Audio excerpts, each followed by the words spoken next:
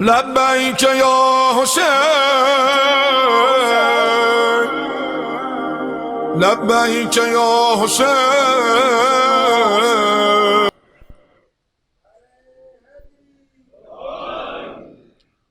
فاتحہ.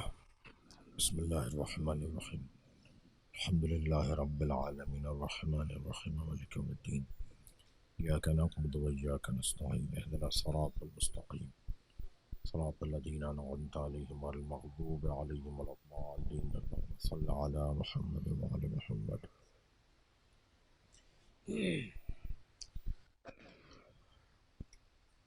تھوڑا تھوڑا سا آگے آ جائیں گے، صلوات پڑھتے ہوئے کچھ جگہ بنے گا.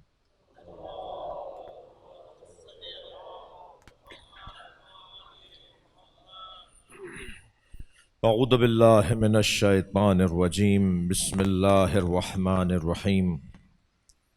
الحمد للہ الذی لا یبلغ مدحتہ القائلون ولا یحصی نعماءہ العادون ولا یعدی حقہ المجتہدون.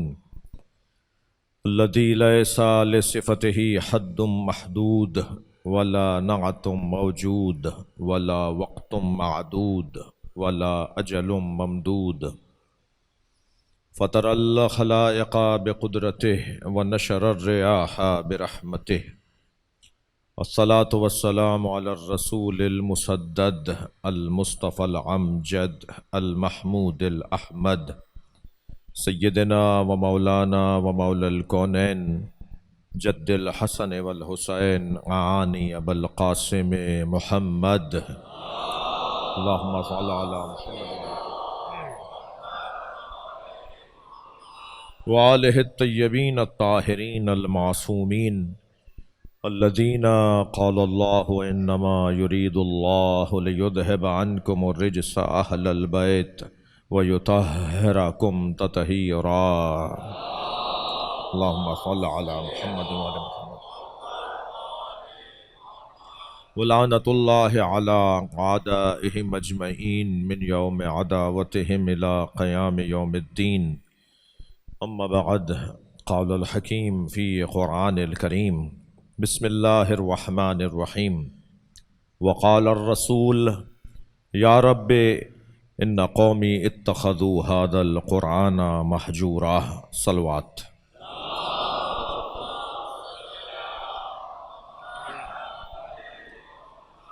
ایک اور بلند صلوات تھی.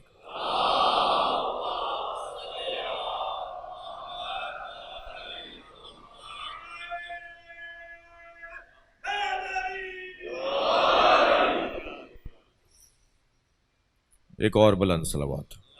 اللہم صل علی محمد.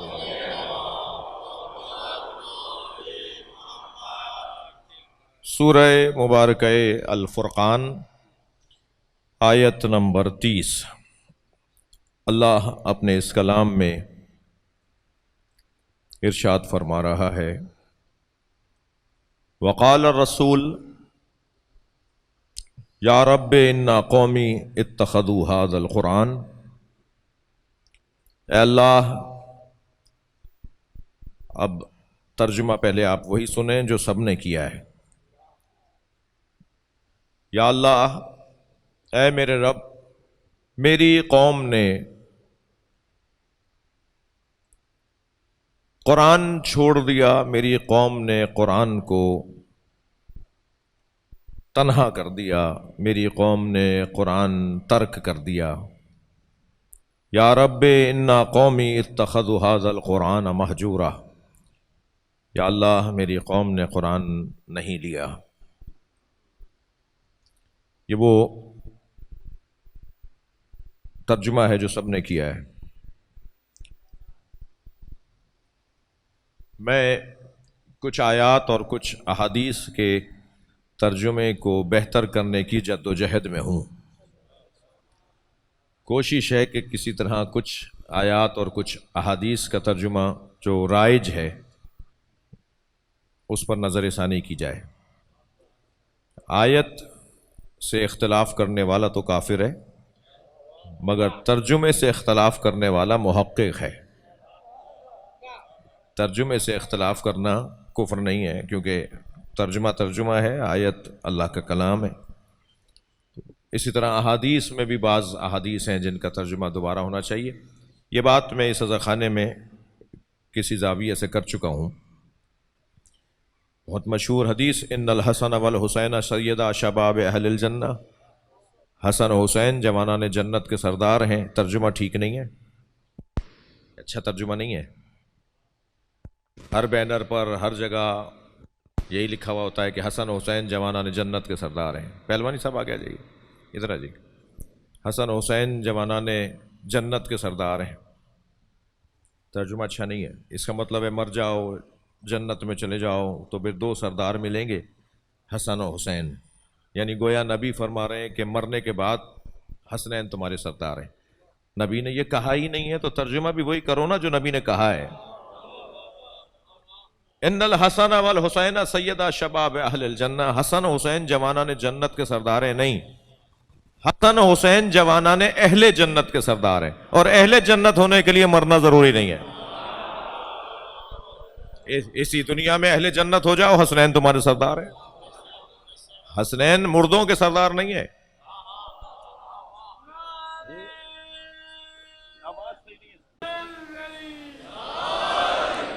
ایک صلوات اور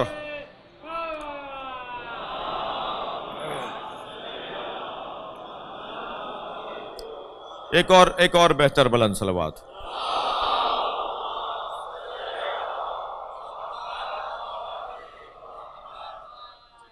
توجہ ہے، تھوڑا سا کچھ کرو بھائی، میں مشکل میں ہوں۔ ایک اور بلند تر صلوات ہے، ایک اللہم صلی علی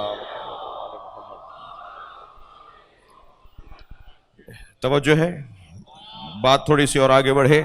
یہ ایک میں نے مثال دی آپ کو کہ ترجمے میں کہا جاتا ہے جوانان جنت کے سردار ہیں، جوانان جنت نہیں، جوانان اہل جنت، اور جوانان اہل جنت دنیا میں ہی اہل جنت ہوں گے، اسی دنیا میں اہل جنت ہوں گے، تو ان کے سردار ہیں حسن و حسین۔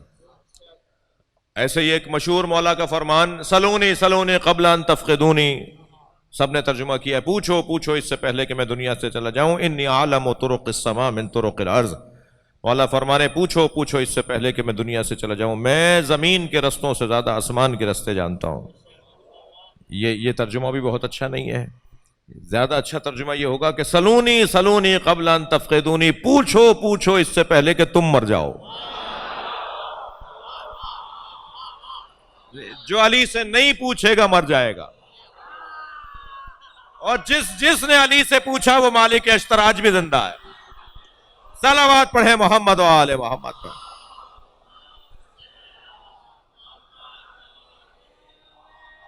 جی مثلاً یہ میں نے دو مثالیں آپ کو دیں، اللہم صلی علی محمد و آل محمد۔ اس کے علاوہ بھی کچھ مثالیں ہیں جن کے ترجمے پر دوبارہ سے غور کرنے کی ضرورت ہے۔ بہت مشہور آیت آیہ مباہلہ، اس کے ترجمے میں بھی کیا لکھا ہے؟ فَقُلْ تَعَالُوا نَدْعُ أَبْنَاءَنَا وَأَبْنَاءَكُمْ،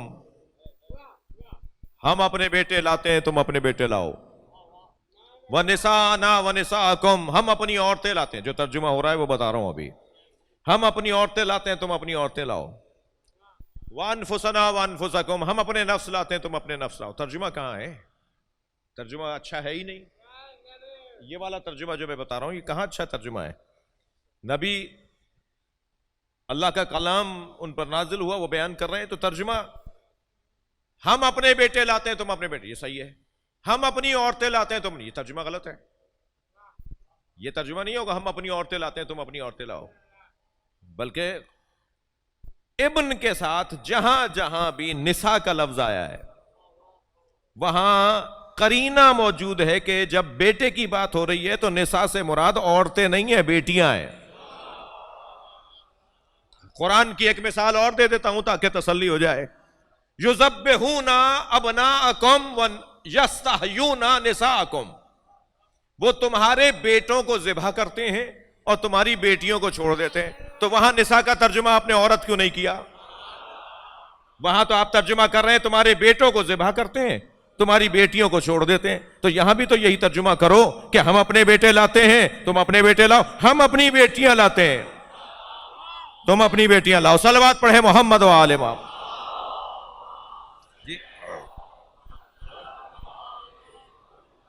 یہ کچھ مثالیں میں نے دی ہیں.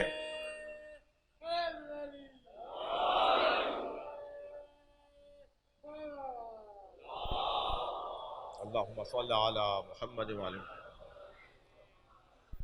توجہ ہے. عباس مجلس پڑھوں؟ اب یہ بھی تم سمجھ لو تو بڑی مہربانی ہوگی. نہیں, مجھے مجلس پڑھنے دو, پھر بعد میں اکیلے کافی نعرے لگا لینا. وہ ایک میری روانی ذرا متاثر ہو رہی ہے, اور میں خود چاہتا ہوں کہ زیادہ سے زیادہ اہل بیت کا ذکر ہو. صلوات ہدیہ کریں.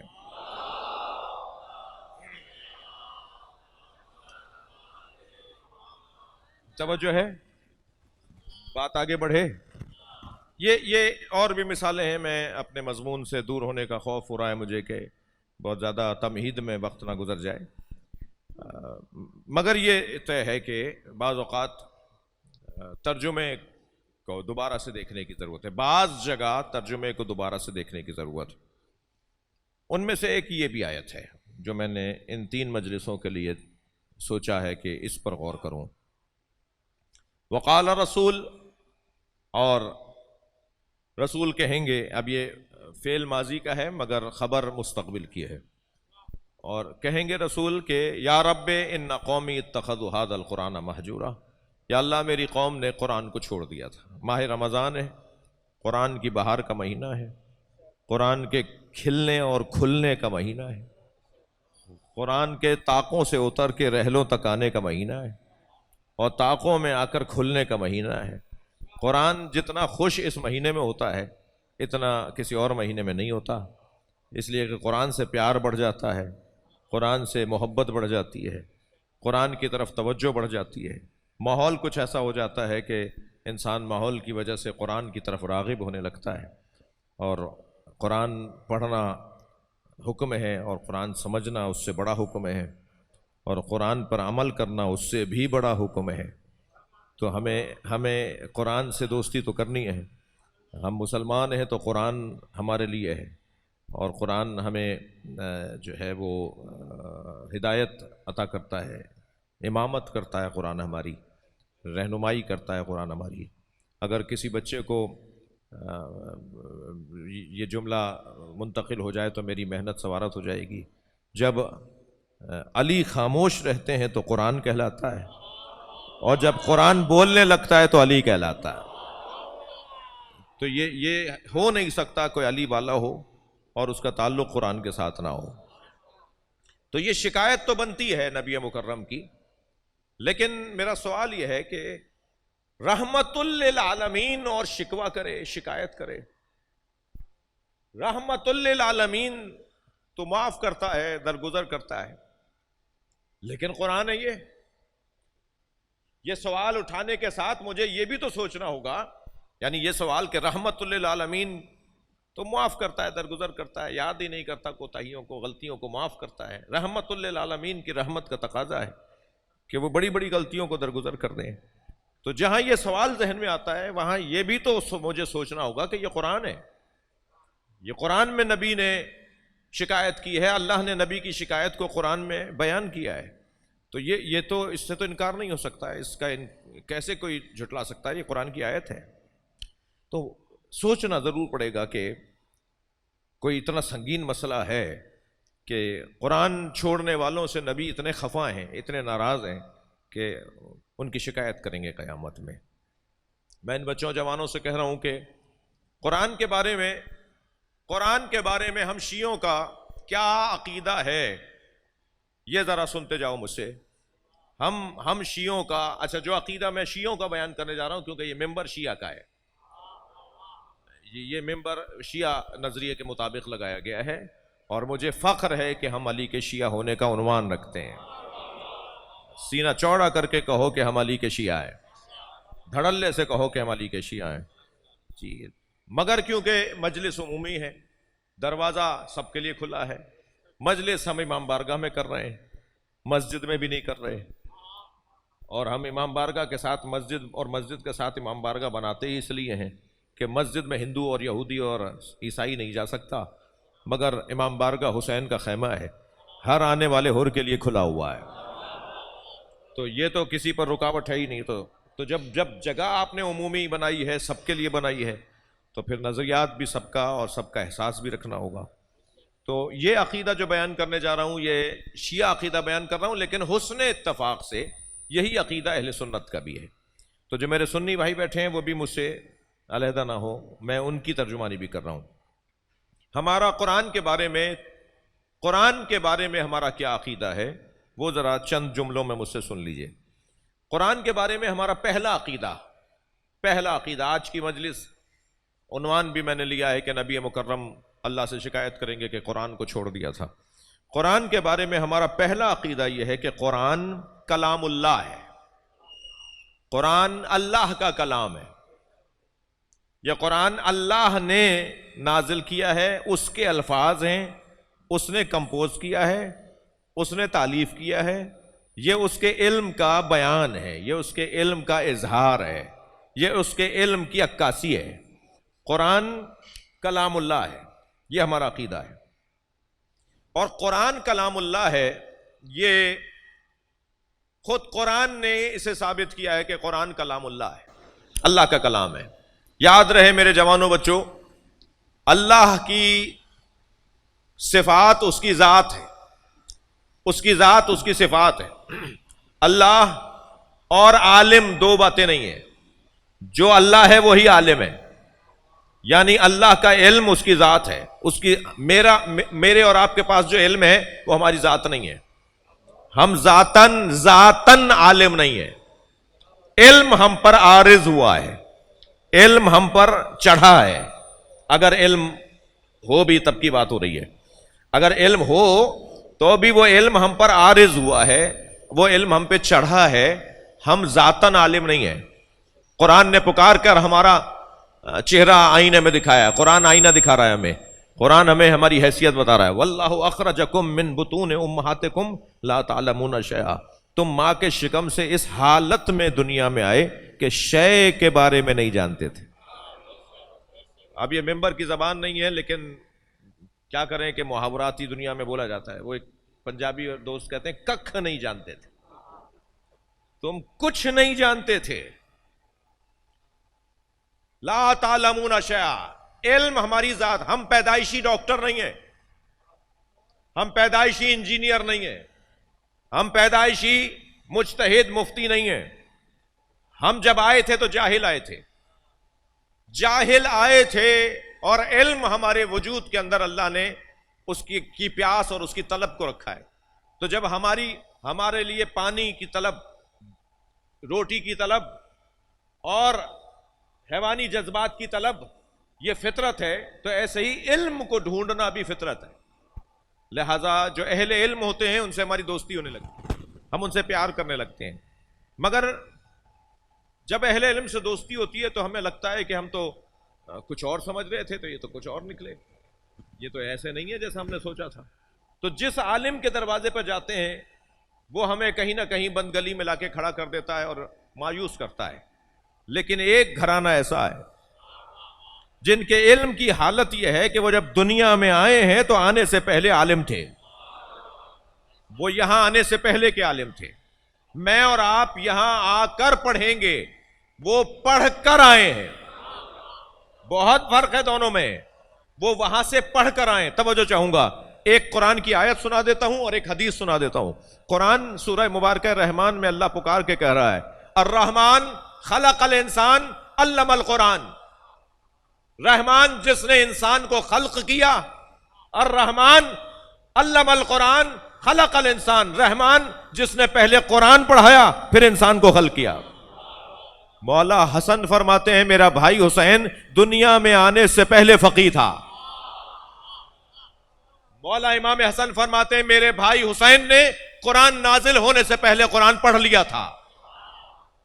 قرآن نازل ہونے سے پہلے قرآن، آپ کی تو خود آمد 4 ہجری میں ہو رہی ہے اور قرآن تو ہجرت سے پہلے نازل ہونا شروع ہو گیا۔ امام حسین 4 ہجری میں دنیا میں آئے ہیں، اور امام حسن فرما رہے میرے بھائی نے قرآن نازل ہونے سے پہلے قرآن پڑھ لیا تھا، تو آپ تو خود 4 ہجری میں مدینہ منورہ میں دنیا میں آئے ہیں اور قرآن ہجرت سے پہلے نازل ہونا شروع ہو گیا، تو یہ کیا فرما رہے ہیں امام حسن؟ عجب نہیں، امام حسن کی آواز آئے کہ میری بات ان کے لیے ہے جو اہل دل ہیں، جو اہل سمجھ ہیں۔ تمہیں میری بات کو اگر نہیں سمجھ رہے تو سمجھو ہم دنیا میں آنے سے پہلے قرآن پڑھ چکے ہیں، ابھی دنیا میں آئے نہیں تھے کہ قرآن پڑھ لیا تھا، یعنی قرآن دنیا میں آیا نہیں تھا کہ ہم نے وہاں قرآن پڑھ لیا تھا، جسے پھر قرآن دوسرے الفاظ میں کہتا ہے کتاب مکنون لا یمسہ الا المطہرون۔ ایک قرآن کتاب مکنون ہے، یہ قرآن کتاب منزل ہے، یہ نازل ہونے والا قرآن ہے جو ہمارے پاس ہے، وہ قرآن جو ابھی نازل ہونے سے پہلے کی کیفیت میں، جو الفاظ میں ڈھلا ہوا نہیں ہے، جو جملوں میں بندھا ہوا نہیں ہے، جو جبریل کے لانے کا محتاج نہیں ہے، اسے پڑھنے والے یہاں رہ کر نہیں پڑھتے، وہاں جا کر پڑھتے ہیں، اور وہ وہاں جا کر جو پڑھتے ہیں ان کو قرآن کیا کہہ رہا ہے؟ لا یمسہ الا المطہرون۔ یہ وہ لوگ ہیں کہ جو صاحبان طہارت ہیں، اور اس قرآن کو، کتاب مکنون کو، سوائے صاحبان طہارت کے کوئی مس نہیں کر سکتا۔ تو یہ گھرانہ، تو ہم پیدائشی طور پہ عالم نہیں ہیں، ہم پیدائشی طور پہ عالم نہیں ہیں، صرف یہ گھرانہ ہے جو پیدائشی طور پہ، یعنی دنیا میں آنے سے پہلے کا عالم ہے، تو اس لیے ہمیں ان سے پیار فطرت ہے، ہمیں ان سے رغبت فطرت ہے۔ مسئلہ سنی شیعہ کا بھی نہیں ہے، مسئلہ ہندو مسلم کا بھی نہیں ہے، مسئلہ غیر مسلم اور مسلمان کا بھی نہیں ہے، مولا علی کی تعلیمات کسی کی ملکیت تو ہے نہیں جی، اہل بیت کے فرامین کسی کی میراث تو ہے نہیں، جو چاہے گا اس کی ہوگی، جو طلب کرے گا اسی کی ہوگی، لہٰذا جس نے چاہا اس نے اس گھرانے سے استفادہ کیا ہے۔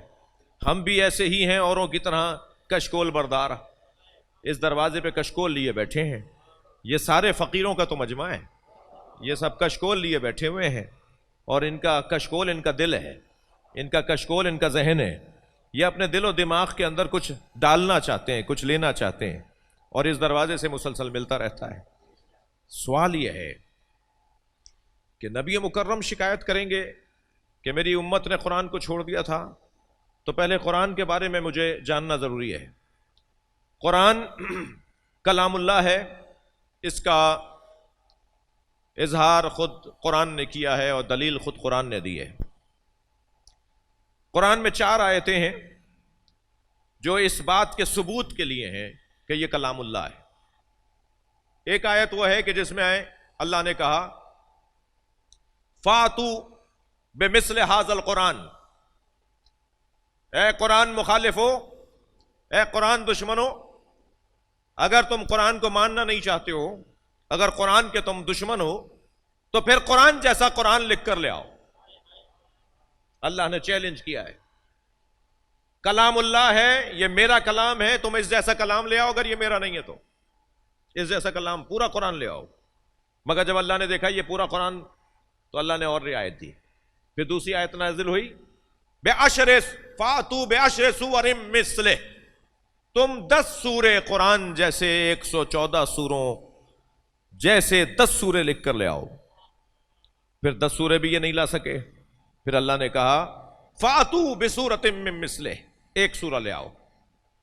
تم پورا قرآن نہیں لا سکتے، 10 سورے نہیں لا سکتے، ایک سورہ لے آؤ۔ پھر یہ ایک سورہ بھی نہیں لا سکتے، تو اللہ نے کہا فَاتُوا بِحَدِيثٍ مِّثْلِهِ، ایک آیت لکھ کر لے آؤ قرآن جیسی۔ مگر نہ یہ پورا قرآن لانے کے قابل ہیں، نہ 10 سورے، نہ ایک سورہ، نہ ایک آیت۔ قرآن کلام اللہ ہے، اس کا خود قرآن نے ثبوت فراہم کیا ہے، کیونکہ جب یہ اللہ کا کلام ہے تو جو لانے کی باتیں کر رہے ہیں نا، جو قرآن کو جواب دینے کی باتیں کر رہے ہیں، وہ بھی تو مخلوق خدا ہے۔ اللہ بھی تو جانتا ہے نا کہ ان کے اندر کیا صلاحیت ہے، میں نے ہی تو انہیں بنایا ہے، میں ہی تو ان کا خالق ہوں۔ یہ کتنا ہی قرآن کی مخالفت کرتے رہے ہیں، مگر میں جانتا ہوں نا میں نے کیا بنایا ہے۔ ان میں صلاحیت ہی نہیں ہے کہ قرآن جیسا قرآن لے کر آئیں۔ ہندوستان میں پروفیسر گنگوی علی گڑھ یونیورسٹی میں کلاس لے رہے ہیں، عربی ادب کے پروفیسر ہیں اور ہندو ہیں، ساری کلاس ہندو طالب علموں سے بھری ہوئی تھی۔ تو انہوں نے ایک مثال دی، قرآن کی ایک آیت ادبی مثال کے طور پر، ادبیات کی ایک مثال، قرآن کی ایک آیت کو مثال بنا کر دی کہ دیکھو قرآن میں ادبیات کا کیا ایک قرآن مسلمانوں کی کتاب، اس میں ادبیات کا کیا شاہکار ہے. تو ایک طالب علم کھڑا ہو گیا، کہا استاد ایک سوال. انہوں نے کہا استاد ہم سب مسلمانوں کے مخالف ہیں، یعنی مسلمانوں کو نہیں مانتے، اسلام کو نہیں مانتے، اسلام کو مانتے تو قبول کرتے، ہم نہیں مانتے. تو کیا ساری دنیا کے عربی ادیب سر جوڑ کر بیٹھ نہ جائیں اور قرآن جیسا قرآن لکھ لیں؟ پھر قرآن نے تو 1400 سال پہلے کہا ہے کہ 10 سورے لے آؤ، پھر کہا 1 سورہ لے آؤ، پھر اس نے کہا 1 آیت لے آؤ. تو کیا ساری دنیا کے عربی ادیب بیٹھ کر قرآن کی کچھ سوروں کی طرح سورے نہیں بنا سکتے؟ اگر بنا لیں تو اسلام لپٹ جائے گا، مسلمان ہار جائیں گے، قرآن متروک ہو جائے گا اور قرآن کا جواب لانے والے کامیاب ہو جائیں گے. تو کیوں ایسا نہیں کر لیتے؟ تو الجھ کے کہنے لگے خبردار، آئندہ ایسا سوچنا بھی نہیں. قرآن کا ایک چھوٹا بھائی ہے جسے نہج البلاغہ کہتے ہیں، دنیا اس کا جواب نہیں لا سکتی تو قرآن کا کیا جواب لائے گا؟ صلوات پڑھے محمد و آل محمد.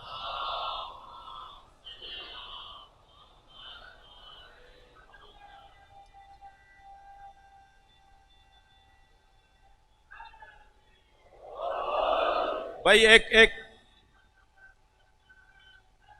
اللہم صلی علی محمد و آل محمد. جملہ ہدیہ کر رہا ہوں آپ کو. قرآن کا چھوٹا بھائی نہج البلاغہ، اخ القرآن.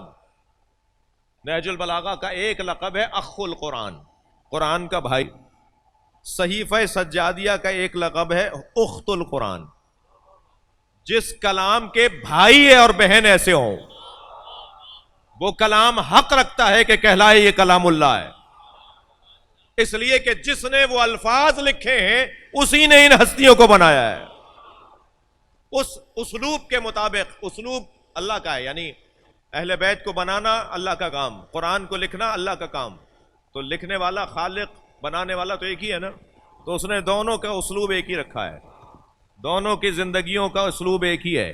قرآن کھول کے دیکھتے ہیں تو لگتا ہے علی بول رہا ہے، اور علی کو پڑھتے ہیں تو لگتا ہے اللہ کے لہجے میں کوئی بات کر رہا ہے. عجیب مناسبت ہے، عجیب دونوں میں سنخیت پائی جاتی ہے. اور میں نہج البلاغہ کے حوالے سے ایک جملہ، اپنے نظریے کا ایک جملہ عرض کر رہا ہوں کہ نہج البلاغہ اگر نہ ہوتی، مولا علی کا کلام اگر نہ ہوتا تو قرآن پر عمل ممکن ہے، اس کا ثبوت نہ ہوتا. لوگ کہتے ہیں آسمانی باتیں، ان پر عمل کون کرے گا؟ علی نے ان آسمانی باتوں کو زمینی حقائق بنا دیا.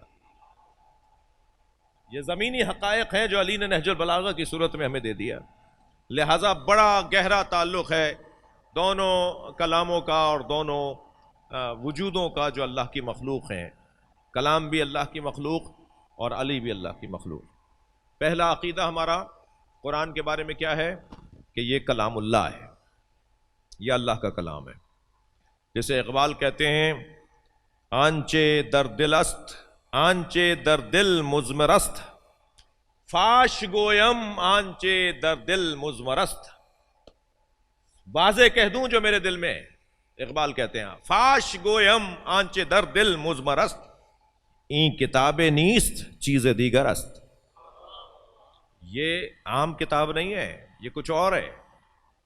قرآن کے بارے میں اقبال کہہ رہے ہیں کلام اللہ ہے قرآن، یہ ہمارا عقیدہ. دوسرا عقیدہ قرآن مجید کے بارے میں ہمارا دوسرا نظریہ، دوسرا عقیدہ وہ یہ کہ یہ اللہ کا کلام جس کے قلب مبارک پر اترا ہے وہ سرکار دو جہاں کی ذات، یہ نبی کا معجزہ ہے، کلام اللہ ہے اور قلب مصطفیٰ پہ اترا ہے.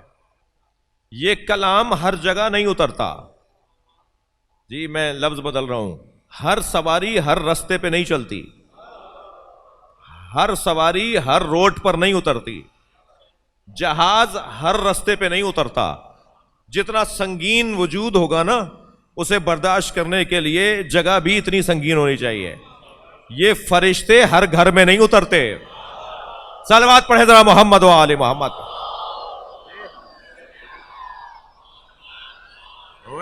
یہ ہر جگہ اترنے والی مخلوق نہیں ہے.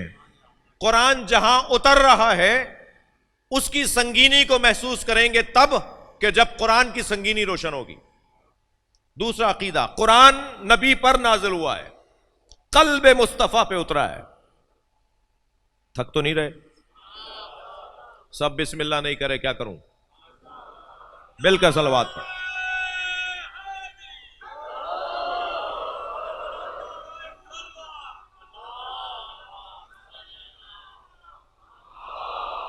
اللہم صل علی محمد وآل محمد. یہ باتیں سننے کی ہیں. کلام خدا ہے اور نبی پر اترا ہے. یہ دوسرا عقیدہ ہمارا. سرکار دو جہاں پر قرآن کا نزول، آپ کے وجود مبارک کی سنگینی میں کوشش کر رہا ہوں کہ اپنے الفاظ میں بیان کر سکوں. سرکار کا وجود کتنا سنگین ہے یہ جب پتہ چلے گا کہ جب ہمیں پتہ چلے کہ قرآن کی کتنی سنگینی ہے. خود قرآن نے اپنی سنگینی کو بیان کیا ہے. لو انزلنا ھذا القرآن علی جبل، اگر ہم نے اس قرآن کو پہاڑ پر اتارا ہوتا. تھک رہے ہیں؟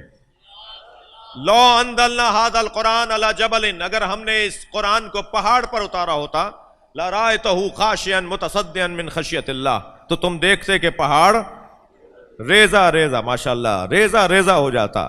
اس کا مطلب ہے کہ قرآن کی سنگینی اتنی ہے کہ پہاڑ قرآن کو برداشت نہیں کر سکتا. جی جو پہاڑ برداشت نہ کر سکے وہ قلب مصطفیٰ نے برداشت کیا. جو پہاڑ برداشت نہ کر سکے وہ قلب مصطفیٰ نے برداشت کیا. قرآن کی 14 سورتوں والا مجموعہ کلام الہی قلب مصطفیٰ پہ آیا ہے. قلب مصطفیٰ پہ آیا ہے. ایک تجلی حضرت موسیٰ نہیں دیکھ پائے. ہاں حضرت موسیٰ جب کلیم اللہ ہو گئے، اللہ بات کرتا ہے بھائی. جی میں اپنے آپ کو کچھ سکھانا پڑھانا چاہ رہا ہوں، میں اپنے آپ کو سمجھانا چاہ رہا ہوں. ہم جب کسی کے قریب ہو رہے ہوتے ہیں اور وہ ہم سے پیار کر رہا ہوتا ہے تو ہم بعض اوقات بھول جاتے ہیں. میں اپنی بات کر رہا ہوں. ہم بعض اوقات بھول جاتے ہیں کہ یہاں تک ہماری حد تھی. یہ تم بھول گئے کہ تمہیں اگر انہوں نے پیار دے دیا تو تم تو انگلی کیا پکڑائی، تم تو پہنچا پکڑ رہے ہو. تو اپنی حدوں کو پہچانو کہ تمہاری حد کیا ہے. ہر شخص کو اپنی حدوں کا پتہ ہونا چاہیے نا. میرے بچوں ناراض نہ ہونا، ایک جملہ کہہ رہا ہوں. میری قوم کا سب سے بڑا مسئلہ، میری قوم کی سب سے بڑی مشکل یہ ہے کہ ہماری قوم میں اکثریت اپنی حدوں کو نہیں پہچانتی. شاعر مولویوں کے کام میں دخالت دے رہے ہیں. مولوی حضرات کو ادبیات آتی نہ ہو تو وہ ان کے شعروں پہ تبصرہ کر رہے ہیں. جی بھائی تم فقہی مسئلوں میں دخالت کیوں دے رہے ہو؟ آپ کو استعارے اور کنایے سے اگر توجہ نہیں ہے تو یہ تو استعارے میں بات کی ہے اس نے، اور شعر میں جو بات کی جاتی ہے وہ نثر میں بات جائز نہیں ہوتی، اور جو نثر میں بات کی جاتی ہے وہ شعر میں جائز نہیں ہوتی. تو یہ تو بنیادی باتیں ہیں نا. مثال کے طور پہ احسن الشعراء من کذبہ، سب سے بڑا شاعر وہ ہے جو جھوٹ اچھا بولتا ہو. جانا نہیں اٹھ کے، میری بات پوری سن لینا ورنہ کوئی کہے گا جی مولانا پتہ نہیں کیا بات کر رہے تھے.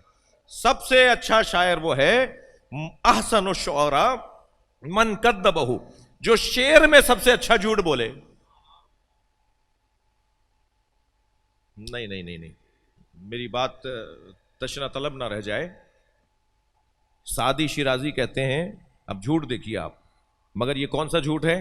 یہ شرعی جھوٹ نہیں ہے، یہ گناہ کبیرہ نہیں ہے. شاید اسی شعر پہ انہیں ثواب ملے گا. یہ عجیب جھوٹ ہے جس پہ شاعر کو ثواب مل رہا ہے. سعدی شیرازی کہتے ہیں، یا رب چے چشمے ایست محبت کے من ازان، اے اللہ محبت کیسا چشمہ ہے کہ میں نے اس چشمے سے یک قطرے آب خوردم و دریا گریستم. میں نے محبت کے چشمے سے ایک قطرہ پیا تھا اور دریا دریا آنسو بہائے. کیسا جھوٹ بولا، مگر کتنا اچھا شعر ہے.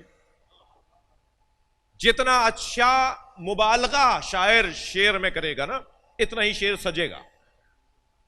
مگر یہ بات مجھے پتا ہوگی تو میں شاعر پر اعتراض نہیں کروں گا نا. مجھ عالم کو یہ بات اگر پتا ہو کہ ادبیات میں یہ کیا پہلو ہیں، یہ کیا کیفیات ہیں، تو میں تو ان کے ہر شعر کے اوپر روٹ کے بیٹھ جاؤں گا. لیکن اگر مجھے پتا ہوگا کہ یہ کیا کون سا صنف استعمال کر رہے ہیں تو ہر شخص اپنی حدوں میں. اچھا یہی کیفیت ہمارے اور میدانوں میں بھی ہے.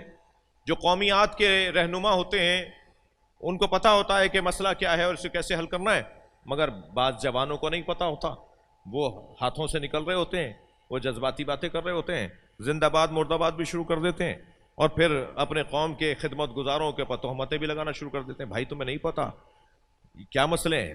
تو ہر شخص اپنی حدوں کو پہچانے. جو اپنی حد کو پہچان لیتا ہے نا وہ جبریل علیہ السلام ہو جاتا ہے.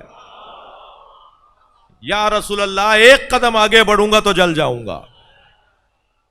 کھڑے ہو گئے تھے وہاں پر جبریل، جانتے تھے کہ مجھے نہیں جانا یہاں. جو اپنی حدوں کو پہچانتا ہے کہ کہاں میری جگہ ہے اور کہاں میری جگہ نہیں ہے، وہ پھر بڑا مقام پا لیتا ہے. سوال کر رہا ہوں، جب نبی نے چادر میں حسنین کو اور سیدہ اور مولا علی کو لیا، جناب زینب کہاں تھی؟ کیوں نہیں آئی چادر میں؟ وہیں تھی، نہیں آئی. جانتی ہیں یہ میری جگہ نہیں ہے، اس لیے کہ معصومہ کبریٰ کا ایک بال اگر آسمان سورج دیکھ لے تو قیامت آ جائے گی. جناب زہرا نے چادر پکڑ کر کھینچنا شروع کی تھی جب علی کو لے جا رہے تھے، اور فرمایا تھا علی کو چھوڑ دو، میں قیامت ڈھا رہی ہوں، میں اپنے بال پریشان کر رہی ہوں. چادر کھینچنا شروع کی تھی کہ مسجد نبوی کی دیواریں فضا میں اٹھنے لگیں. سلمان کہتے ہیں ایک گھوڑا گزر سکتا تھا دیوار کے نیچے سے، اتنی اونچی ہو گئی تھی مسجد نبوی.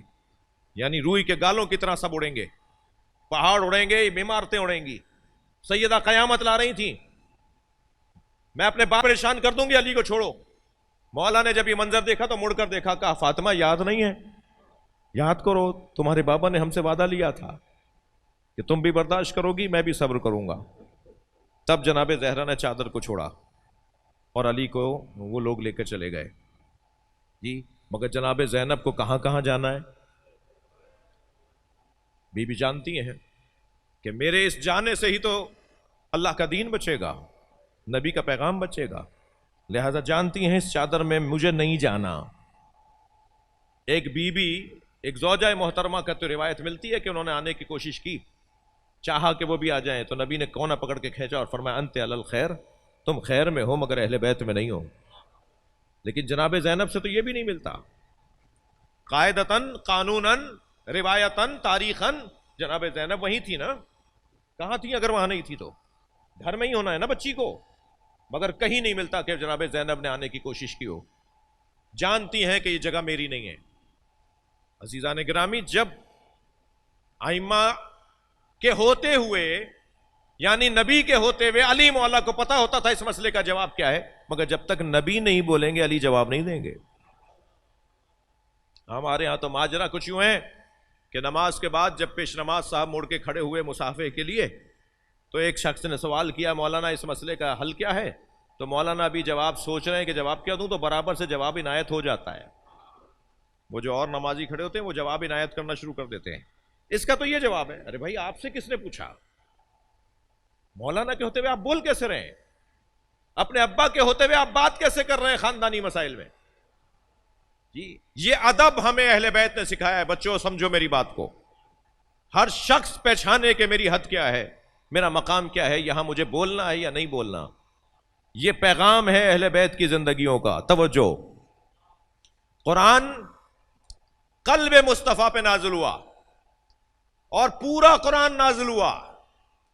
حضرت موسیٰ جب کلیم اللہ ہو گئے تو یاد آیا، اور بعض روایات کے مطابق بعض حواریوں نے اور بعض امتیوں نے کہا کہ اے موسیٰ اللہ کا دیدار کرواؤ، ہم اللہ کو دیکھنا چاہتے ہیں. تو قرآن میں تو حضرت موسیٰ کے الفاظ آئے. قرآن کہتا ہے حضرت موسیٰ نے کہا یا رب انی رب ارنی، یا اللہ مجھے اپنا دیدار کرا دے، یا اللہ مجھے اپنا دیدار کرا دے. تو آواز آئی لن ترانی، نہیں دیکھ سکتے مجھے تم نہیں دیکھ سکتے. اے موسیٰ مجھے تم نہیں دیکھ سکتے. فانظر الی الجبل، اچھا شوق ہو رہا ہے جی مجھے دیکھنا چاہتے ہو تو ذرا پہاڑ کی طرف دیکھو. یاد رہے قرآن پہاڑ پر اترتا تو پہاڑ ریزہ ریزہ ہو جاتا. یہ ذہن میں بٹھا کر میری بات سنیں، قرآن پہاڑ پر اترتا تو پہاڑ ریزہ ریزہ ہو جاتا. حضرت موسیٰ نے فرمایا اللہ میں تیرا دیدار چاہتا ہوں.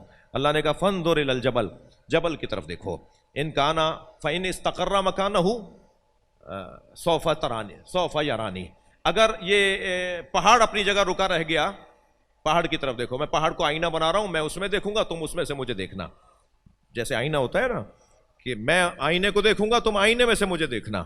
اگر یہ اپنی جگہ یہ آئینہ ٹکا رہ گیا، یہ آئینہ رکا رہ گیا، پہاڑ کو آئینہ بنا رہا ہوں، یا یہ آئینہ اگر رکا رہ گیا تو پھر فسوف یرانی، تو مجھے دیکھ لو گے، اور اگر یہ آئینہ ہی ٹوٹ گیا تو مجھے کیسے دیکھو گے؟ اب یہ کہہ کر اللہ نے کہا کہ ذرا دیکھو پہاڑ کی طرف دیکھو۔ حضرت موسیٰ نے پہاڑ کی طرف دیکھ رہے ہیں، اللہ نے ایک تجلی کی پہاڑ کے اوپر، جی تجلی ربہ، جیسے ہی رب موسیٰ نے اس پہ تجلی کی، کیا ہوا؟ پہاڑ ایک مرتبہ صعق موسیٰ وخر الجبل، اور جبل ریزہ ریزہ ہو گیا اور موسیٰ بے ہوش ہو گئے۔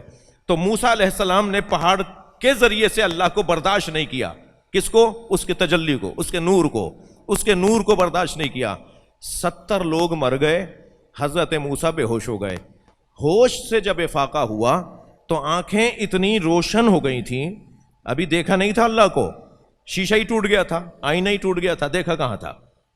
مگر اس کیفیت سے گزرے تھے کہ آنکھیں اتنی روشن ہو گئی تھیں کہ رات کی تاریکی میں 30 میل، سوچ کے بول رہا ہوں، 30 میل کے فاصلے سے رات کی تاریکی میں سیاہ پتھر پر چیونٹی کو دیکھ لیتے تھے۔ حضرت موسیٰ 30 میل کے فاصلے سے رات کی تاریکی میں سیاہ پتھر پر چیونٹی کو دیکھ لیتے تھے۔ جب کوئی کسی نے پوچھا کہ آپ ایسے کیسے دیکھ لیتے ہیں، فرمانے لگے ایک جلوہ دیکھ کر آیا ہوں۔ وہ جلوہ بھی کیسا جلوہ تھا وہ قرآن نے بیان کیا، ذرا صلوات پڑھے محمد و آل محمد۔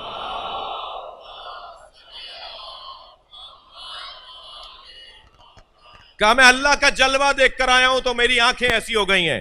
عزیزو، جو ایک تجلی اللہ کی دیکھے، وہ 30 میل کے فاصلے سے رات کی تاریکی میں سیاہ پتھر پر چیونٹی دیکھ لے، جو صفاتی تجلی دیکھے اس کی تو دید اتنی وسیع ہو جائے، اور جو معراج پر ذاتی تجلی دیکھ کر آیا ہو، صلوات پڑھے محمد و آل محمد۔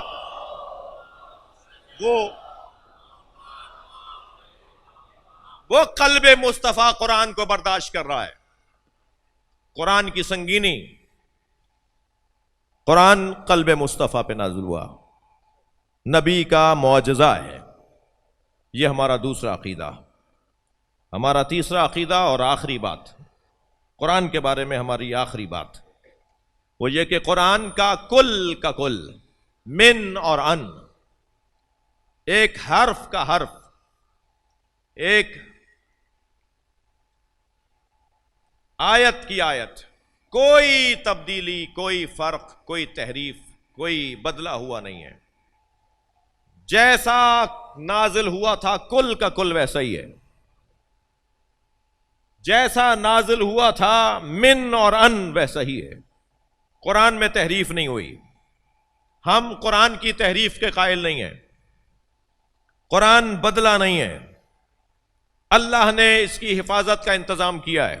توجہ، سب سے پہلا انتظام اللہ نے یہ کہہ کر کیا کہ انا نحن نزلنا الذکر وانا لہ لحافظون، ہم نے اس قرآن کو نازل کیا ہے اور ہم ہی اس کی حفاظت کریں گے۔ جب اللہ نے یہ کہہ دیا کہ ہم کہہ کے زور دیکھیے کتنا ڈالا ہے اس نے، چیلنج کے ساتھ بات کر رہا ہے، ہم نے نازل کیا ہے، مجال ہے تمہاری، ہم ہی اس کی حفاظت کریں گے۔ اس چیلنج کے ساتھ وہ کہہ رہا ہے کہ اس کی حفاظت ہم کریں گے۔ جب اللہ نے کہہ دیا کہ اس کی حفاظت ہم کریں گے تو کون سا فرقہ ہو سکتا ہے جو یہ کہہ دے کہ 40 پاروں کا قرآن تھا، 10 پارے فلاں کی بکری کھا گئی اور 30 پارے رہ گئے، تو تم اللہ کی طاقت کے مقابل میں کسی کی بکری کو مانتے ہو؟ کیا منطق ہے، کیا طریقہ ہے؟ اللہ کہہ رہا ہے کہ اس کو ہم نے نازل کیا، ہمیں اس کی حفاظت کریں گے، اسے کوئی نہیں بدل سکتا۔ اب میرے عزیزو، آج کی پہلی مجلس میں میری 3 روزہ مجالس کی تمہید مکمل ہوئی۔ یہ جو اللہ کہہ رہا ہے نا کہ ہم نے نازل کیا اور ہم ہی اس کی حفاظت کریں گے، تو اللہ اس کی حفاظت کیسے کرے گا؟ الفاظ کی حفاظت اور معنی کی حفاظت۔ تھک تو نہیں رہے؟ گردن ہلا دو، تھوڑی سی بات آ رہا ہے۔ حفاظت ہوگی قرآن کے 2 چیزوں کی، قرآن کے الفاظ کی حفاظت بھی ہوگی اور قرآن کے معنی کی حفاظت بھی ہوگی. یہ قرآن کے الفاظ کی حفاظت اور قرآن کے معنی کی حفاظت یعنی حفاظت اللہ نے ذمہ داری لی ہے نا. اس ذمہ داری کا اہتمام ہی تو تھا جو غدیر میں فرمایا بلغ ما انزل الیک من ربک فَإِن لَمْ تَفْعَلْ فَمَا بَلَّغْتَ رِسَالَتَهُ. اے میرے نبی تم جا رہے ہو فوراً بتا دو علی کے حوالے کر کے جا رہے ہو. اگر تم نے یہ کام نہیں کیا تو کوئی کام نہیں کیا، اس لیے کہ علی ہی تو ہے جو قرآن کے الفاظ کو بھی بچائے گا، معنی کو بھی بچائے گا. صلوات پڑھے محمد و آل محمد.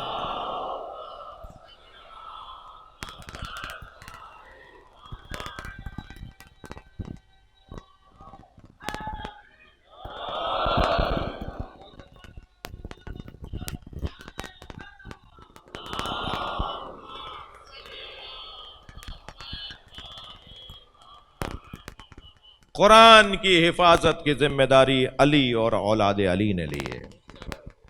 مثالیں ہیں. آج میں یہیں اور اسی منزل پر اپنے فضائل کے بیان کو روک رہا ہوں.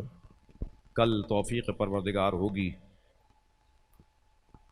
تو انشاءاللہ گفتگو آگے بڑھے گی.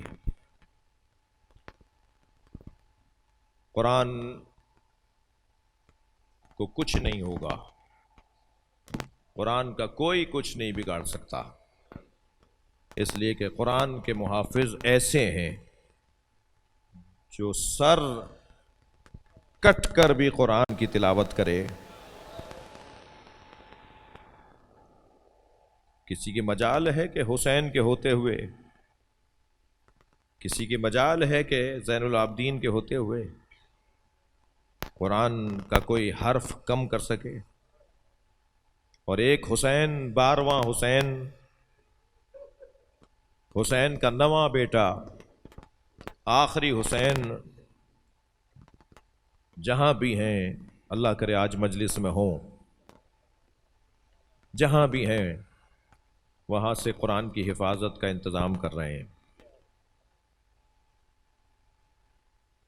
میری تو کوئی حیثیت نہیں ہے. ہمارے جو بزرگ علماء ہیں وہ جب مشکل ترین مسائل کو حل ہوتا ہوا دیکھتے ہیں نا تو وہ کہتے ہیں کوئی ہے جو ہمارے ذہن میں یہ خیال ڈالتا ہے، کیونکہ اس کا کام قرآن کو بچانا ہے.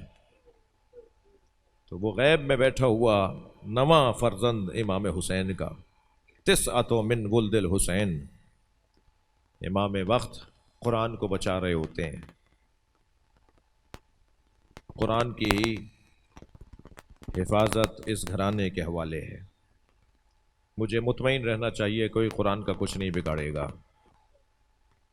انہوں نے قرآن کو بچایا ہے اور اپنے بچے قربان کیے ہیں. ان کو یہ ہدف دیا گیا ہے کہ قرآن بچانا ہے. اب ہدف تک پہنچنے کے لیے رستے میں جو بھی وسیلہ چاہیں گے استعمال کریں گے. کبھی اپنا مال قربان کریں گے، کبھی اپنی اولاد قربان کریں گے، اور کبھی تو ایسا ہوگا کہ حسین کے گلے پہ چھری چلے گی. یہ سب اللہ کے کلام کی حفاظت کے لیے ہے. یہ محافظان قرآن ہیں. عزیزو، ان محافظان قرآن میں جن کے حوالے نبی نے قرآن کیا ہے ان میں پہلا نام علی کا نام. یہ آیت کا ترجمہ میں نہیں کر سکا آج. جس آیت کو آج میں نے آپ کے سامنے پڑھا کل دوبارہ پڑھوں گا. یا رب ان قومی اتخذوا ھذا القرآن مہجورا. یا اللہ میری قوم نے قرآن کو چھوڑ دیا تھا. نہیں، نبی کچھ اور کہہ رہے ہیں. میری قوم نے علی کو چھوڑ دیا تھا. علی تنہا تھے. علی اپنے وطن میں تنہا تھے. علی اپنے شہر میں تنہا تھے. علی کے گرد لوگ تو بہت تھے مگر علی اکیلے تھے. گھر میں داخل ہوئے، جناب زہرا نے فرمایا یا علی، میں نے سنا ہے لوگ آپ کو سلام نہیں کرتے. اجرکم علی اللہ، اجرکم علی اللہ. شب ضربت کی مجلس ہے. یہ جو رات تمام ہوگی تو فجر کی نماز میں ایک آواز گونجے گی، اور وہ آواز اہل دل کو، اہل سماعت کو سننے میں ملے گی۔ الا قد تہدمت ارکان الہدی، الا قد قتل امیر المومنین۔ محراب مسجد میں اللہ آپ کو کوفہ لے جائے، شہر کوفہ کی، مسجد کوفہ کی آپ زیارت کریں۔ مسجد کوفہ میں وہ جگہ، وہ محراب جہاں مولا کو ضربت ماری گئی تھی، وہ آج زرعی ہے، اس کے اوپر جالی لگی ہوئی ہے، لوگ اس جگہ کی زیارت کرتے ہیں جا کر۔ وہ مرحلہ بڑا سخت تھا، بچیوں کے لیے بڑا سخت تھا، بیٹوں کے لیے بڑا سخت تھا۔ فرمایا یا علی، میں نے سنا ہے کہ لوگ آپ کو سلام نہیں کرتے۔ ہمارے محلے کے کسی بزرگ کو اگر کوئی بچہ گلی کا سلام نہ کرے، اگر کسی تایا کو بھتیجا سلام نہ کرے تو اس کا دل چھوٹا ہو جاتا ہے۔ آج کیا بات ہے، بجھے بجھے سے ہو، زوجہ پوچھتی ہیں، گھر کی کوئی خاتون پوچھتی ہے کیا بات ہے آج آپ پریشان لگ رہے ہیں؟ کیا کروں، میرے سامنے میرا بھتیجا آیا اور اس نے مجھے سلام نہیں کیا، تو اس کے بعد سے میری طبیعت خراب ہے۔ میرا بھانجا آیا، اس نے مجھے سلام نہیں کیا۔ ہمارے بڑوں کو اگر کوئی چھوٹا سلام نہ کرے تو طبیعت بجھی بجھی سی ہو جاتی ہے۔ فرمایا یا علی، میں نے سنا ہے لوگ آپ کو سلام نہیں کرتے۔ علی نے ایک ٹھنڈی سانس لی، ایک سرد آہ بھری، اور فرمایا فاطمہ، اتنا بھی ہوتا تو کوئی بات تھی، میں تو سلام کرتا ہوں تو جواب نہیں دیتے۔ اجرکم علی اللہ، اجرکم علی اللہ، اجرکم علی اللہ۔ علی مولا کی تنہائیاں تو دیکھیں، علی اکیلے ہیں اپنے شہر میں، کوئی علی کو سمجھ نہیں رہا ہے، سارا شہر ایک طرف ہو گیا ہے، سارے لوگ ایک طرف ہو گئے ہیں۔ 30 سال تک میرے مولا علی نے اس کیفیت میں گزارے ہیں، کم سے کم 25 سال پہلے اور پھر 4 سال کچھ مہینے اپنی حکومت میں۔ 30 سال مولا علی کو سمجھنے میں امت ناکام رہی، نہیں سمجھ پائی کہ علی کیا ہے۔ یہ 4 سال کے خطبے ہیں جو 10 نہج البلاغہ جیسی کتابیں بنی ہیں۔ یہ 4 سال کے خطبے ہیں مولا علی کے، نہج البلاغہ جیسی 10 کتابیں ہیں، جسے مستدرک نہج البلاغہ کہتے ہیں۔ نہج البلاغہ ایک جیسی آپ دیکھتے ہیں نا آپ کے گھروں میں، ایسی 10 کتابیں ہیں جو مولا کے سارے خطبے جمع کیے گئے ہیں۔ جو 4 سال بولا ہے تو 10 خطبے، 10 کتابیں مولا کے خطبوں کی بن گئیں۔ اگر وہ علی 30 سال تک خطاب کرتے، وہ علی اگر اتنی مدت تک خطاب کرتے تو امت کو کتنا بڑا سرمایہ علم کا ملتا جی، لیکن امت نے نہیں چاہا تو نہیں ملا۔ اب ایک علی منتظر ہے کہ کب وہ آئے اور بابا کے لہجے میں بات کرے۔ اللہ سے دعا کریں کہ اللہ ہمیں اس کا دیدار نصیب کرے، اور اپنی آوازوں کو آزاد کیجئے تاکہ امام اپنے دادا کی مجلس ضربت میں آج رضویہ کے اس امام بارگاہ کی مجلس میں آ جائیں اور اس مجلس پر ایک نگاہ کرم کر دیں۔ مولا سے ہاتھ جوڑ کے کہوں گا، مولا آپ اگر اس وقت نجف میں ہیں، اگر آپ اس وقت کوفہ میں ہیں، اگر آپ اس وقت کربلا میں ہیں، تو آپ وہیں سے صرف ایک نگاہ، ایک نظر اس مجمع پہ ڈال دیں، ہماری یہی مراد پوری ہو جائے گی۔ بس آپ دیکھ لیں کہ آپ کے چاہنے والے اس وقت جمع ہیں اور آپ کے بابا علی کا پرسہ دینے آئے ہیں۔ مولا آپ کے بابا تنہا تھے، آپ بھی تو تنہا ہیں، ہوتے ہوئے لوگ آپ کو نہیں پہچان رہے، آپ ہیں مگر آپ کو لوگ نہیں پہچان رہے۔ اور تنہائی کسے کہا جاتا ہے؟ یہ اولاد علی کی ایک مصیبت ہے، اولاد علی کے لیے ایک آزمائش ہے کہ معاشرے میں ہیں مگر لوگ انہیں پہچان نہیں پا رہے۔ علی کی تنہائیاں، کبھی بات ہو اس موضوع پر علیحدہ سے کہ علی کی تنہائیوں کی کیفیت کیا ہے۔ کبھی کنویں میں جھانک کر دیکھتے ہیں اور کنویں کے پانی سے باتیں کرتے ہیں اور کہتے ہیں کوئی میری بات سمجھ ہی نہیں رہا، میں کہاں جا کے اپنا درد بیان کروں، میں کس سے جا کر اپنا مرثیہ پڑھوں، میں کسے جا کر اپنا حال بتاؤں، اتنے لوگ میرے ساتھ ہیں مگر کوئی مجھے سمجھ نہیں رہا۔ علی کی تنہائیاں، علی کی تنہائیاں۔ ہاں عزادارو، یہ کیفیت ہے مولا کائنات کی، یہ کیفیت ہے۔ سلام ہو زہرا کی تنہائیاں۔ آپ ذرا غور تو کریں، سیدات دروازے دروازے پر گئی ہیں ولایت علی پہنچانے، بعض دفعہ تو دروازہ کھولا نہیں گیا جی۔ جن لوگوں نے دروازہ گرا دیا وہ دروازہ کھول نہیں رہے تھے تو تعجب کی بات کیا ہے، مگر گھر گھر گئی ہیں۔ انصار کے گھر میں بھی گئی ہیں جناب زہرا، مہاجرین کے گھر میں بھی گئی ہیں جناب زہرا، اور جا کے علی کی ولایت پہنچائی ہے۔ میرے علی کو اکیلا مت کرو، میرے علی کو تنہا نہ کرو. کبھی غور کیا گھر میں مرد ہوتے ہیں اور دروازے پر کوئی آ جائے تو مرد ہی جاتے ہیں نا دروازے پر. جب دروازے پر لوگ آئے تو جناب زہرا کیوں گئیں؟ مولا علی اگر گھر میں تھے اور تھے تو مولا علی دروازے پر کیوں نہیں گئے؟ اس لیے کہ جناب زہرا نے مولا علی سے فرمایا میں آپ کی ولایت کی دفاع کو جاؤں گی. نبی نے چند دن پہلے ہی کہا تھا میری فاطمہ کی اطاعت کرنا. جو وصیتیں فرمائی نا مولا علی کو، ان میں ایک وصیت یہ فرمائی میری فاطمہ کی اطاعت کرنا. یہ قول سمجھ میں نہیں آتا جب تک کہ یہ واقعہ نہ جوڑا جائے. نبی فرما رہے میری فاطمہ کی اطاعت کرنا، اور دروازے پہ جاتے ہوئے جناب زہرا فرما رہی ہیں علی دروازے پہ میں جاؤں گی. ادھر حکم نبی یہ ہے کہ میری فاطمہ کی اطاعت کرنا. سیدہ دروازے پر جا رہی ہیں ولایت علی کے دفاع کے لیے. سنیں گے عزتدارو یہ ولایت. آج آپ کتنے چین سے سب بڑے سکون سے بیٹھے ہوئے نا امام بارگاہ میں، رونے پر بھی کوئی پابندی نہیں ہے، مجلس میں آنے پر بھی کسی نے نہیں روکا. آج کتنے اطمینان سے آپ مولا علی کا ذکر کر رہے ہیں، کتنے اطمینان سے مولا علی کا ذکر کر رہے ہیں. علی کی تنہائیاں تو محسوس کریں، زہرا کی تنہائیاں تو محسوس کریں. کوئی جناب زہرا کے لیے دروازہ نہیں کھول رہا تھا. جی جب جناب زہرا کیا جنازہ اٹھنے لگا نا تو مولا علی نے فرمایا حسنین دیکھو تمہارے رونے کی آواز اگر محلے میں چلی گئی تو تمہاری ماں کی وصیت پہ عمل نہیں ہو پائے گا. تمہاری ماں کی وصیت یہ ہے کہ میرے جنازے میں کوئی شریک نہ ہو، اور اگر تم بلند روگے ایسے ہی روگے جیسے رو رہے ہو تو تمہاری آواز کسی نے روکا ہے آپ کو رونے سے؟ کسی نے روکا آپ کو رونے سے؟ کوئی کہہ رہا ہے کہ نہیں رو؟ مولا علی فرما رہے حسنین اگر بلند روگے اونچی آواز میں روگے تو محلے والوں کو پتہ چل جائے گا اور سیدہ کے جنازے میں شریک ہو جائیں گے. اور زہرا نے کہا ہے میرے جنازے میں کوئی شریک نہ ہو. میں نے آیت اللہ فاطمیہ سے یہ مسائل سنے، وہ بیان کر رہے تھے جناب زہرا کے جنازے پہ سیدہ کے بچے جب رو رہے تھے نا تو آستینوں کو دانتوں میں دبا کے رو رہے تھے. اجرکم اللہ، اجرکم اللہ. کہ کہیں ہماری آواز بلند نہ ہو جائے. مدینے میں حسنین کی تنہائیاں.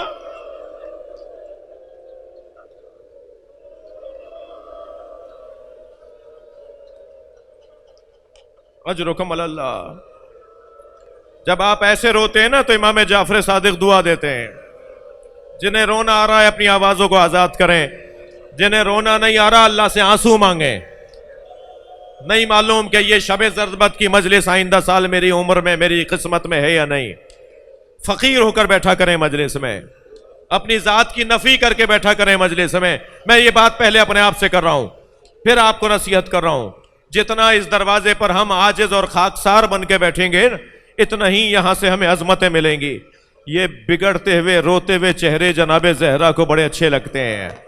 سیدہ چاہتی ہیں کہ میرے بچوں کے غم میں ایسے ہی رویا جائے.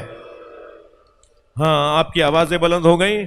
علی کی تنہائیاں بتاؤں، علی کی تنہائیاں بتاؤں. جناب زہرا کے جنازے میں 4 لوگ ہیں. جناب زہرا کے جنازے میں 4 لوگ ہیں. پنجتن کے 5 جنازوں نے تو امت کو ایک سوال چھوڑ دیا. پہلے یہ تو بتاؤ کہ جن کی وجہ سے کائنات بنی تھی ان کے جنازوں میں ہوا کیا؟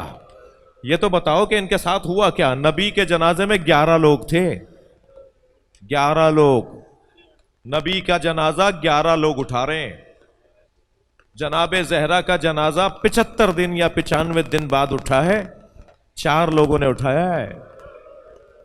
امت کو اعتراض ہوا اہل بیت نے ہمیں جنازے میں نہیں بلایا. اس گھر میں تیسرا جنازہ مولا علی کا ہے. سنیں گے 2 لوگوں نے اٹھایا ہے. ارے بھائی 4 جگہ سے کاندھا دیا جاتا ہے. علی کی تنہائیاں، علی کی غربت. 4 کم سے کم لوگ ہوتے ہیں جنازہ اٹھانے والے. سنی بھائیوں نے لکھا ہے 2 لوگوں نے جنازہ اٹھایا. یہ اہل سنت کی روایت ہے کہ حسنین نے جنازہ پیچھے سے اٹھایا، آگے سے خود اٹھا. جنازہ آگے سے اٹھنے لگا تو حسنین نے پیچھے سے اٹھایا، اور پیچھے سے صرف حسنین اٹھا کے چل رہے تھے، آگے آگے جنازہ خود چل رہا تھا. علی کے جنازے میں تیسرا بندہ نہیں تھا. علی کی تنہائیاں دیکھیں آپ نے. پھر امت کو اعتراض ہوا کہ اہل بیت نے ہمیں اپنے جنازے میں نہیں بلایا. اس گھر میں پہلا جنازہ تھا جو امت کے کاندھوں پہ دیا گیا، وہ تھا امام حسن کا جنازہ. امت نے اتنے تیر مارے. نہیں نہیں، آوازوں کو آزاد کرو، ایام غم ہے. امت نے نبی کے بڑے بیٹے کے جنازے پر پھر بھی ہم سے کہتے ہیں کہ ہم روتے کیوں ہیں. نبی کے بڑے بیٹے کے جنازے پر امت نے اتنے تیر مارے، زینب تیر نکالتی رہ گئی. اور 5ویں جنازے کا حال سنو گے، اتنے گھوڑے دوڑائے، زینب بی بی نہیں پہچان سکی یہ حسین کا جنازہ ہے.